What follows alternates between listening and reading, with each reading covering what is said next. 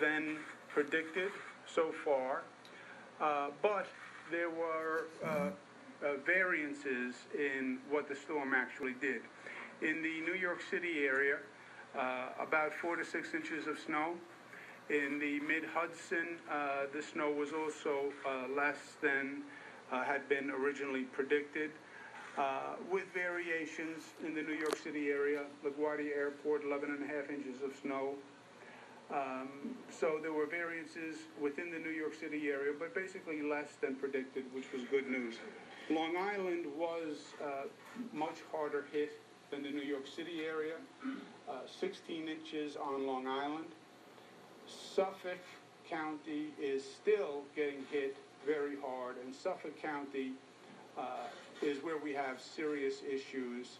The track of the storm as it moved north, Suffolk County is the far end of Long Island, Montauk Point, and they have significant issues and continue to have blizzard-like conditions, 12 inches of snow, 14 inches of snow.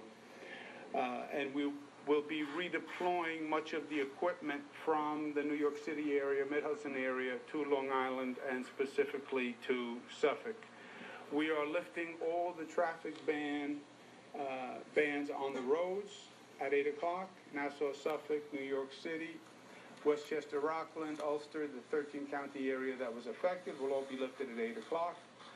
We coordinated that with the Governor of New Jersey, Chris Christie, who I spoke with this morning.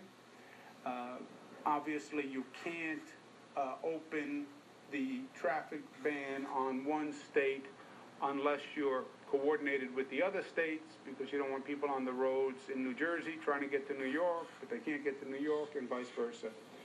So we have a coordinated opening with Governor Chris Christie at 8 o'clock.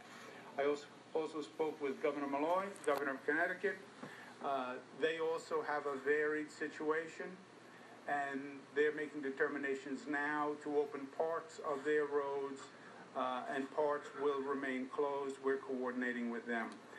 The MTA is in the process of bringing the trains back out, subway and rail. They were put away yesterday, last night, late at night, in an area where they would be protected from the weather. They are now redeploying as we speak. Service will begin coming online at 9 o'clock.